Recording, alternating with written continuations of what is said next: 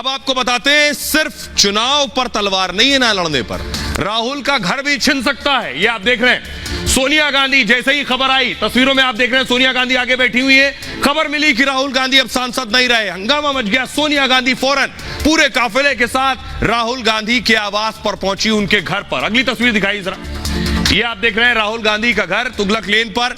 राहुल गांधी सांसद है तो उन्हें यह घर मिला हुआ है, लेकिन क्या राहुल गांधी का घर भी छिन जाएगा? राहुल गांधी बेघर हो जाएंगे, उनके पास घर भी नहीं बचेगा क्या? ये मैं क्यों कह रहा हूं, इसके पीछे भी बड़ी वजह है। देखिए जरा, वजह ये है, ये राहुल गांधी का घर है। संसद सदस्यता जाने के बाद बंगला भी छिनेगा। राहुल को सरकारी बंगला खाली करना होगा। 12 तुगलक लेन पर है राहुल गांधी का सरकारी बंगला।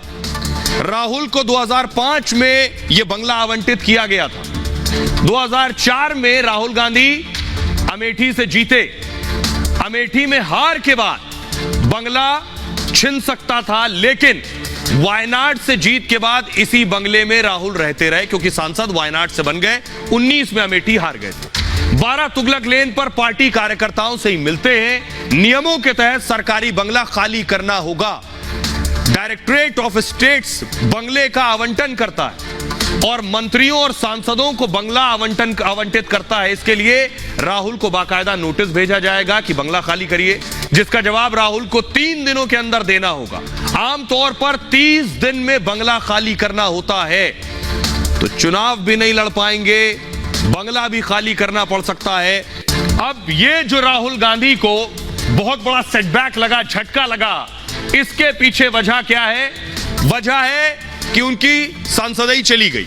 अब राहुल गांधी की मैं दिखा रहा हूं, 2019 में राहुल गांधी ने जब सांसद के तौर पर शपथ ली थी, ये वो तस्वीर। 19 में सांसद बने, अब सांसद नहीं रहे, वायनाड से सांसद थे।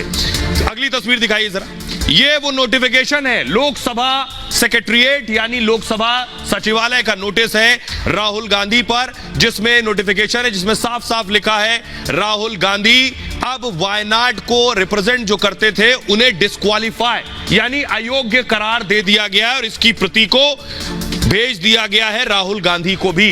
लिखा है आगे एक्स एमपी। अब मैं आपको बताता हूं, कल तक तो लग रहा था सब ठीक है, तो आप सोच रहे होंगे कि आखिर राहुल गांधी की मेंबर ऑफ पार्लियामेंट्रीशिप कैसे चली गई, क्यों राहुल गांधी की अचानक सांसदी चली गई, वो मैं आपको बताता हूं। उसके पीछे बड़ी वजह यह है कि 2 साल या उससे ऊपर की सजा पर सांसदी चली जाती है। किसी भी सांसद या विधायक को 2 साल या उससे ऊपर की सजा मिल गई तो सदस्यता गई। सूरत कोर्ट ने राहुल गांधी को 2 साल की सजा सुनाई। कोर्ट ने उन्हें आपराधिक मानहानि केस में सजा दी थी। आईपीसी की धारा 499 और धारा 500 इससे जुड़ा है, जिसमें अधिकतम 2 साल की सजा का प्रावधान है। राहुल को अधिकतम 2 साल की सजा दे दी गई। इसी सजा के बाद उनकी सांसदी खत्म कर दी गई, क्योंकि जनप्रतिनिधि कानून में इसका स्पष्ट उल्लेख है। जनप्रतिनिधि कानून 1951 के सेक्शन 8(3) में इसका जिक्र है, सांसदी खत्म करने का अधिकार लोकसभा के स्पीकर के पास है। लोकसभा सचिवालय ने इस बारे में नोटिफिकेशन जारी कर दिया। दरअसल यह प्रावधान 2013 से लागू है। जब सुप्रीम कोर्ट ने एक फैसला सुनाया था, इसमें सुप्रीम कोर्ट ने आपराधिक मामले को बहुत गंभीर माना था कि किसी सांसद विधायक के पास अगर आपराधिक मामला है तो बहुत संगीन बात है। 2 साल की सजा पर सांसदी विधायकी खत्म करने की बात कही थी। 2 साल की सजा पर विधायकी भी खत्म करने का आदेश दिया था। सिर्फ सांसद की सदस्यता नहीं, विधायक की सदस्यता भी जाएगी अगर 2 साल और उससे ज्यादा की सजा हुई है। आइए अब मैं आपको बताने जा रहा हूं, राहुल ने जो कहा सारे मोदी चोर हैं। हो सकता है नीरव मोदी के लिए कहा हो, उनका कहना है ललित मोदी के लिए कहा हो, लेकिन देश में और भी मोदी रहते हैं। उन्हें यह बात बहुत खराब लगी, जो चोर नहीं ईमानदार है। उनमें से एक है पूर्णेश मोदी। इनका नाम है पूर्णेश मोदी।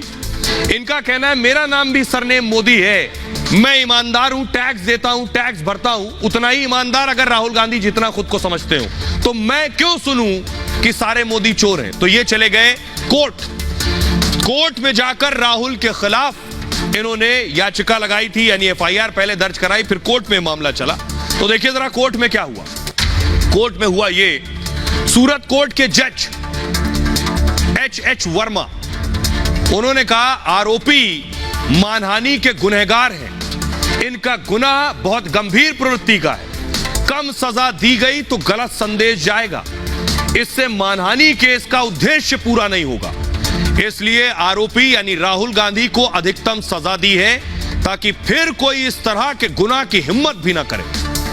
राहुल के वकील ने कहा, कीर्ति पनवाला, उन्होंने कहा उनके मुवक्किल की मंशा गलत नहीं थी, वो किसी का अपमान नहीं करना चाहते थे।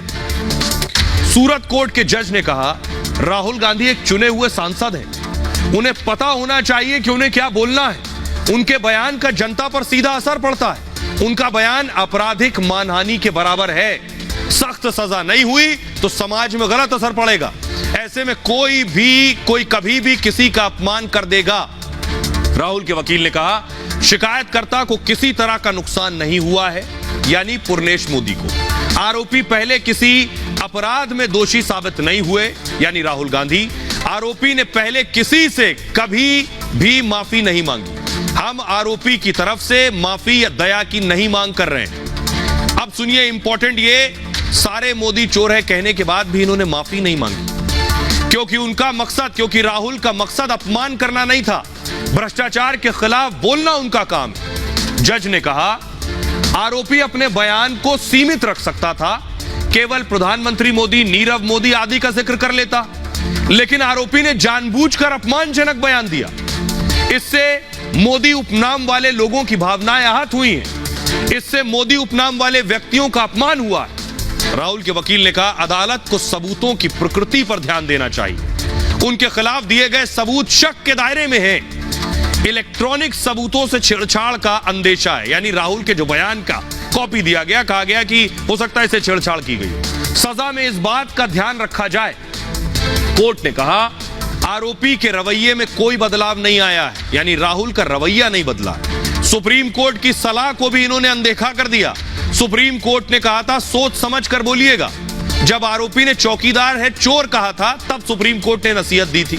सुप्रीम कोर्ट ने नसीहत बयान पर माफी मांगने के बाद दिया था, तब माफी मांगी थी, लेकिन आरोपी ने सुप्रीम कोर्ट की नसीहत को भी दरकिनार कर दिया, इसलिए इन्हें यानी राहुल गांधी को 2 साल की अधिकतम सजा सुनाई जाती है।